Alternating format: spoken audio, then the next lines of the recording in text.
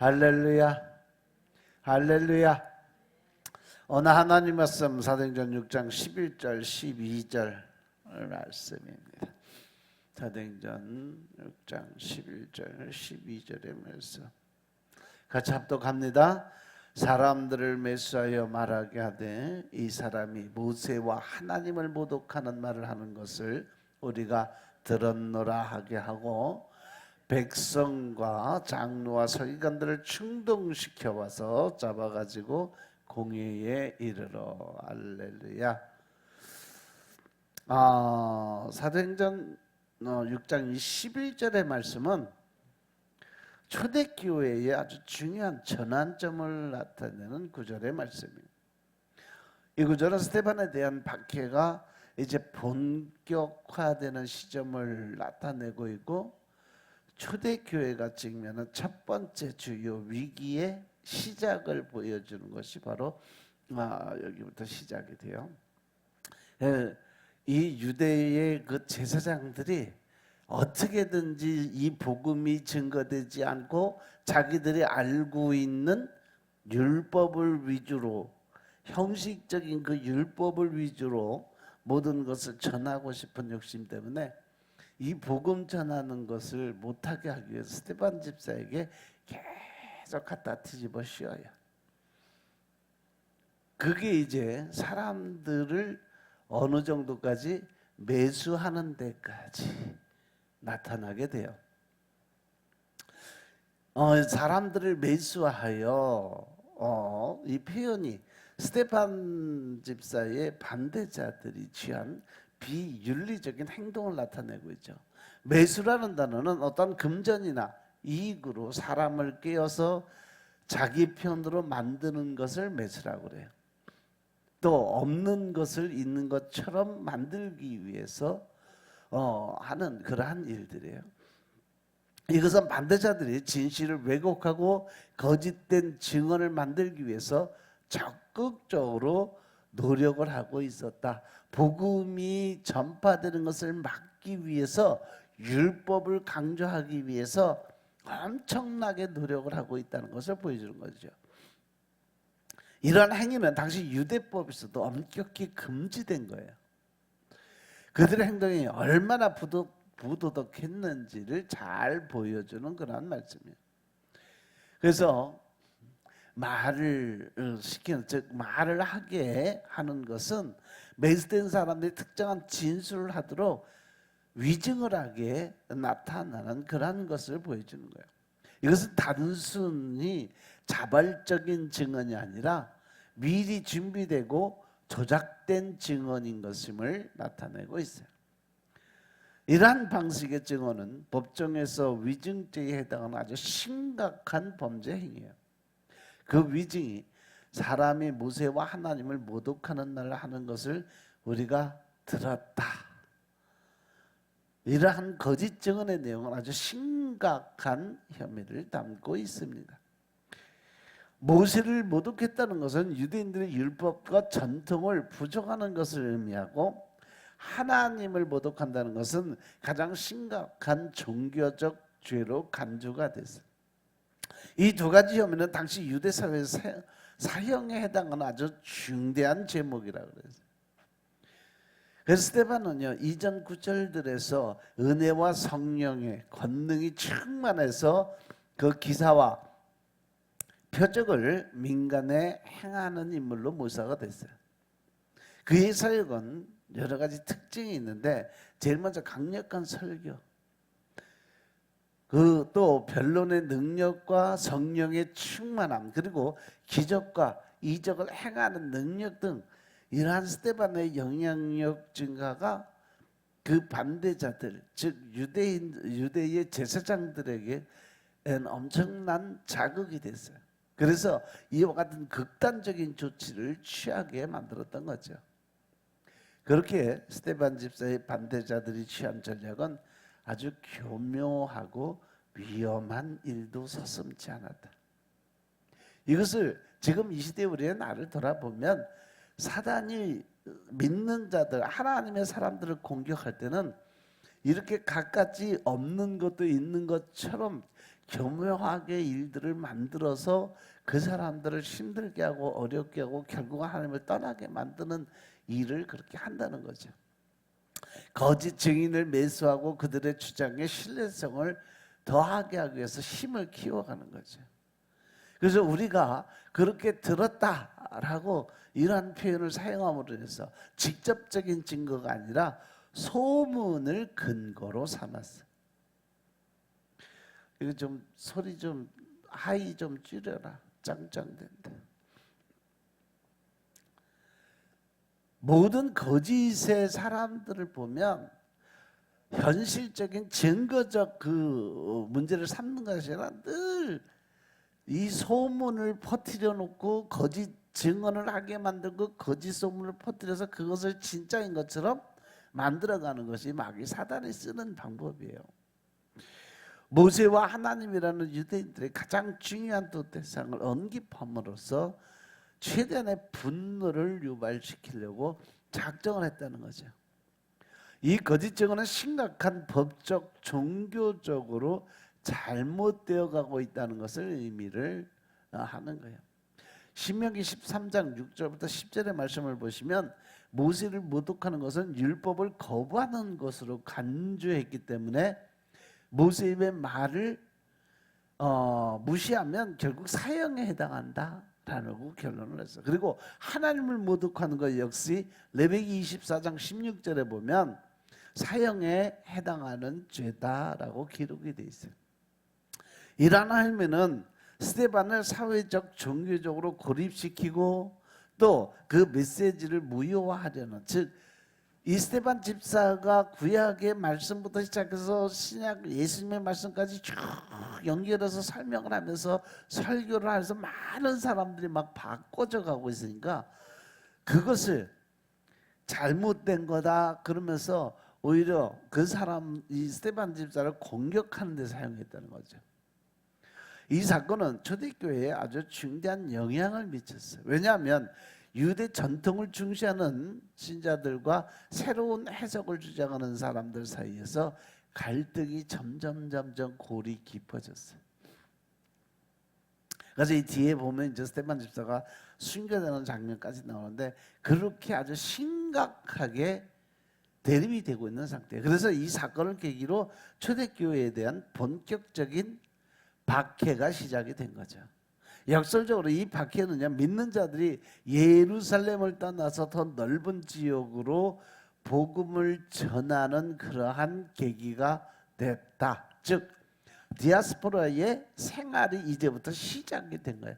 각자 다 퍼져나가면서 숨을 곳을 찾고 또 멀리 도망가서 사람들이 모르는 데로 가서 복음을 전하게 되니까 그것이 바로 디아스포라의 생활을 하면서 복음이 점점점 넓게 고르게 퍼질 수 있는 계기가 됐다는 거죠. 따라서 이 말씀은 오늘 다음과 같은 중요한 신학적인 의미를 내포하고 있어요. 하나님의 진리는 종종 세상의 것과 대립하게 되고 교회는 세상의 반대와 박해 속에서도 성장하고 발전하고 있다는 거죠. 그리고 인간의 악한 의도조차도 하나님의 더 큰 계획 안에서 사용될 수 있다라는 것을 볼 수가 있어요. 하나님은 때에 따라서는 하나님 나라의 복음 전도를 위해서 때에 따라서는 마귀 사단도 들어서 사용을 하신다는 거예요. 그래서 우리는 이 거짓된 왜곡된 주장에 맞서 싸우면 늘 진리를 수호할 수 있어야 된다. 신앙인으로 인한 오해와 박해가 있을 수 있다는 것을 늘 인식하고 늘 깨어 있어서 영적으로 준비된 자들이 되어 있어야 된다는 것이죠. 마귀 사단은요, 늘 우리의 그 어떤 생각 또 마음 이러한 영적인 부분에 와서 늘 공격하고 무기력하게 만들고 또 뭔가 생각하는 거 모든 거 귀찮게 만들고 아무것도 하기 싫게 만들고 이렇게 게으름이나 혼란이나 유혹이나 미혹이나 이런 걸 갖다 놓고 신앙생활 하는데 믿음 생활 하는데 계속 공격함으로 인해서 우리를 더 힘들고 어렵게 해서 하나님과 자꾸 멀어지게 만들어요. 근데 사람들이 자기 생각, 자기 의의가 빠져버리면 결국 거기서 헤어나오질 못해요. 계속 안 좋은 쪽으로 생각하게 만들고 점점 무기력해지고 게을러지다 보면 하나님하고 자꾸 멀어지고 말씀도 읽기 싫고 기도드리기도 싫고 더 심각하게 되면 교회 나오기조차도 싫어서 결국은 하나님을 떠나는 그러한 상황에 들어간다는 거. 그래서 우리는 영적으로 늘 깨어 있어야 되고 또 살아계신 성령님이 내 안에서 일할 수 있는 그러한 공간을 늘 마련해야 된다는 사실 명심하시기 바랍니다. 아멘. 아무리 어려운 상황 속에서도 믿음을 지키는 용기와 인내가 반드시 필요하다는 것을 알아야 된다는 거죠.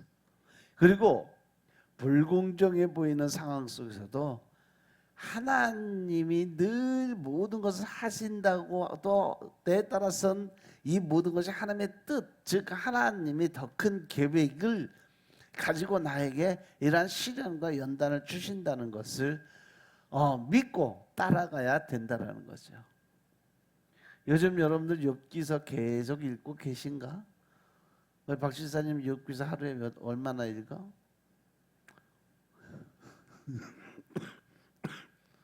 잊어먹었어? 우리 나경 집사는?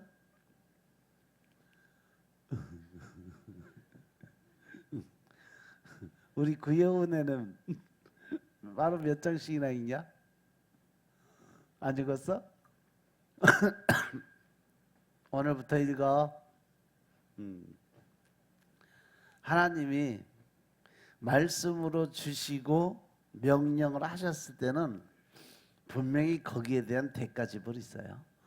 하나님이 일이 있고 뭔가 계획이 있으니까 하라고 하신 거고 그것을 통해서 여러분들에게 뭔가 새로운 걸 주시려고 그러는 거거든. 순종하시기 바랍니다. 욥기서가 어려워? 머리로 이해하려고 하지만 그냥 읽어. 내 짧은 머리로 이해하려니까 힘들지. 그냥 무조건 읽고 또 읽고 그러다 보면 그 안에서 성령님이 이해를 하고 깨우쳐주게 만들어져. 그래서 하루하루 매일 장수 채우는 개념으로 가요. 그러면 어느 날 갑자기 그 말씀이 생각지도 않았던 그 말씀이 눈에 쑥쑥 들어오면서 이해가 돼요. 그때 되면 그게 바로 성령님이 알려주시는 하나님의 말씀이에요. 근데 내가 지식적으로 내가 알고 있는 걸로 이해를 하려고 하다 보면 하나님 말씀 하나도 풀어줄 게 없어요. 점점 어려지고 점점 힘들어지고 점점 말씀이 읽기 싫어져. 그러니까 일단 하나님 읽어라 그러면 무조건 읽다가 보면 은혜가 임해요. 믿습니까? 그러니까 그냥 뭔가 내가 알고 지식적으로 이해하면서 하나님 말씀 보려고 하지 말고 그냥 하나님이 읽으라 그랬으니까 순종하는 마음으로 그냥 읽으세요. 그러면 은혜가 돼요. 아멘. 그래서 사도행전 6장 21절의 말씀을 보면 초대교회가 직면한 아주 심각한 위기의 시작을 보여주는 중요한 말씀이에요. 스데반 집사에 대한 거짓 증언은 단순한 개인의 공격이 아니라 새롭게 형성되고 있던 기독교 공동체 전체에 대한 조직적인 반대의 시작점이 됐다는 거죠.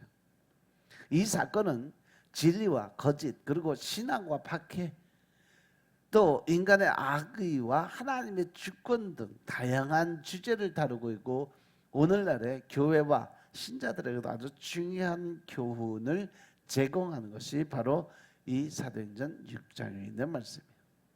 우리는 이 구절을 통해서 신앙의 본질 즉 진리의 수호에 얼마나 중요한가 그리고 어려움 속에서도 하나님을 믿고 따라가는 태도에 필요한 것이 얼마나 중요한 것을 깨닫고 알아야 된다는 거죠. 그래서 오늘 말씀 보시면 그들은 말로써 스데반을 이길 수 없게 되자 사람들을 돈이나 또 자리로 매수를 해서 스데반을 고소하게 된 거죠. 그리고 그들은 모든 문제를 돈으로 해결하려고 그래요. 눈에 보이는 결과로 결정을 지으려고 한다는 거죠. 스데반이 모세의 율법과 하나님을 모독한다는 말을 들었다고 거짓말을 지어내서 만들어서 사람들에게 공표하게 만들었어요. 그들은 예수님을 신성모독죄로 고소한 것처럼 스데반 집사도 마찬가지로 신성모독죄로 고소를 해서 결국은 심판을 하고 돌로 쳐 죽이는 사건이 벌어진 거예요. 이렇게 스데반 집사는 진정한 성전은 예수님이심을 증거를 하게 돼요. 진정한 율법은 바로 하나님을 사랑하고 이웃을 사랑하는 것이라는 것을 선포하는 자예요. 그들은 백성과 장로와 서기관들을 충동시켜서 스데반 집사를 잡아가지고 재판하기 위해서 예수님과 베드로를 재판했던 그 공회로 끌고 갔어요. 사도들의 핍박에서 이제는 집사들의 핍박까지 시작이 되는 장면이죠. 여기 사도행전 6장 12절의 말씀은 초대교회 아주 중요한 전환점. 이 구절은 스데반 집사에 대한 박해가 본격화되는 시점을 묘사했고 초대교회가 직면한 첫 번째 주요 위기의 절정을 보여주는 그러한 장면이에요. 그들이 백성과 장로들과 서기관들을 충동시켰다는 것은 스데반 집사의 반대자들이 취한 행동을 나타내는 거죠. 그들은 이전 11절에서 언급된 거짓 증인들과 또 거짓 반대자들을 가리키는 거죠. 충동시켰다는 것은 대중의 감정을 자극하고 선동했다는 의미죠. 이것은 조직적이고 계획된 반대 운동이 있었음을 나타나는 거예요. 백성들과 장로들과 서기관들의 이 세 그룹은요, 그 당시 유대 사회의 아주 중요한 구성원들을 대표하는 거죠. 백성은 일반 대중들을 의미하고 장로들은 지역사회 지도자들을 가르쳐주죠. 그리고 서기관들은요, 율법의 정통한 종교 지도자들이에요. 이 세 그룹에 나타난 것은 사회 전반에 걸친 광범위한 조작범들이 다 포함이 됐다는 거죠. 그들이 달려들어서 스데반을 잡아왔다 이렇게 표현이 되는데 스데반에 대한 폭력적인 행동을 묘사하고 있어요. 달려들었다는 것은 갑작스럽게 격렬한 행동을 해서 잡아오는 그러한 행동을 나타내는 거죠. 이거는 법적인 절차보다는 폭력적인 군중들의 행동의 성격을 나타내죠. 따라서 공회에 끌고 갔다는 부분은 사건의 공식적인 성격을 잘 보여주고 있어요. 공회는 산헤드린 공회를 가리키는데 유대인들의 최고의 법정기관, 거기가 산헤드린 공회예요. 이것은 스데반의 사건이 단순한 군중 폭력이 아닌 공식적인 재판으로 이루어졌음을 의미하고 있죠. 따라서 이 말씀은 여러 가지 아주 중요한 신학적 의미를 내포하는데 복음의 진리는 종종 세상의 반대와 박해를 받게 된다. 또 초대교회는 성장 과정에서 내외부의 도전에 직면했다는 거죠. 그리고 이러한 박해 속에서도 하나님의 뜻이 이루어져 간다는 사실이죠. 스데반 집사는요, 예수 그리스도의 충실한 증인으로서 역할을 수행하는데 특히 역사적 영향을 보시면요, 이 사건은 초대교회 역사에 아주 중대한 영향을 미쳤어요. 첫 순교자 스데반 집사는 이 사건으로 인해서 교회의 첫 순교자가 되었어요. 그리고 이 사건으로 인해서 예루살렘의 교회에 대한 대대적인 박해의 시작점이 됩니다. 역설적으로 보면 이 박해는요, 믿는 자들이 예루살렘을 떠나서 더 넓은 지역으로 복음을 전하는 계기가 됐다. 이것을 뭐라고 그런다? 디아스포라의 활동이 시작이 된 거죠. 이 사건 이후에도 사도 바울이 되는 사울에게 깊은 인상을 남기게 되죠. 이렇게 누가가 쓴 글씨의 어떤 방식은 극적이고 생동감 있게 표현을 참 잘 해놨어요.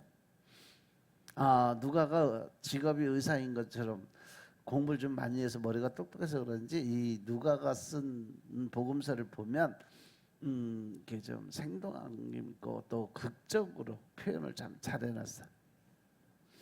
스데반 집사의 평화로운 모습과 반대자들의 폭력성을 대조적으로 표현을 해놨고, 그리고 다양한 집단의 언급을 통해서 사건의 규모와 중요성을 강조를 했죠. 그리고 이 말씀은 당시 유대 사회의 여러 측면을 보여줘요. 종교와 정치의 밀접한 관계와 종교 지도자들의 정치적 영향력을 어떻게 활용하고 있는지를 단면적으로 보여주고 있죠. 그래서 선동에 의해서 쉽게 움직이는 군중의 모습이 드러나고, 공의의 존재는 당시 유대인들의 자치 법정 제도를 보여주는데, 결국 이 모습은 마귀 사단이 믿는 자들을 어떻게 공격을 하고 어떻게 모함을 하고 또 없는 일을 있는 것처럼 만들어서 어떻게 공격을 함으로 해서 하나님과 멀어지게 만드는가를 단적으로 보여주는 모습이에요. 그래서 이 말씀을 현대 교회, 즉 성도들에게 다음과 같은 교훈을 줍니다. 첫 번째, 신앙의 대가는 믿음을 지키는 것에는 때로 대가가 따를 수밖에 없다는 거죠. 또 거짓 고발에 대한 대비는 신자들은요, 때로 부당한 비난이나 고발에 직면할 수 있고, 어려움 속에서도 신앙 공동체의 지지와 연대가 반드시 필요하다. 즉 서로 협력해서 선을 이뤄갈 수 있는 그러한 생활이 필요하다는 거죠. 또 폭력적인 반대에도 평화롭고 지혜롭게 대응하는 자세가 반드시 필요하다. 그래서 사도행전 6장 12절은 초대교회가 직면한 아주 심각한 위기의 절정을 보여주는 아주 중요한 구절이에요. 스데반에 대한 박해는 단순한 개인에 대한 공격이 아니라 새롭게 형성되어 있던 기독교 공동체 전체에 대한 조직적인 반대의 표현이었어요. 이 사건은 신앙과 박해, 진리와 권력, 개인의 용기와 더 나아서 공동체 실현 등 다양한 주제를 다루고 있고, 오늘날 교회와 신자들에게 아주 중요한 교훈을 제공을 합니다. 우리는 이 구절을 통해서 신앙의 본질, 진리를 위한 고난의 의미, 그리고 어려움 속에서도 하나님을 신뢰하는 태도의 중요성을 배우고, 늘 영적으로 깨어 있어서 사단 마귀가 우리를 공격하지 못하도록 준비된 자들의 삶을 살아야 된다라는 말씀을 전합니다. 기도드리겠습니다. 아버지 하나님 감사드립니다. 오늘도 아버지의 은혜 가운데 우리가 살아가게 하시고, 오늘도 말씀을 통해서 우리가 깨닫고 알게 하시니 감사합니다. 늘 신령과 진정의 마음으로 하나님의 뜻과 의를 세복하며 또 하나님 나라의 큰 일꾼 되게 하시니 감사합니다. 주님께서 오늘도 아버지 하나님의 의를 드러나게 하시고, 믿음 안에서 하나님을 바라보게 하시고, 영권, 인권, 물권의 권세자들로 살아갈 수 있도록 축복하옵소서. 오늘 하루도 하나님을 기쁘게 해드리고 또 하나님을 웃게 만들 수 있는 하루가 되게 하여 주옵소서. 모든 말씀 우리 주 예수 그리스도의 이름으로 감사드리며 기도드렸사옵나이다. 아멘.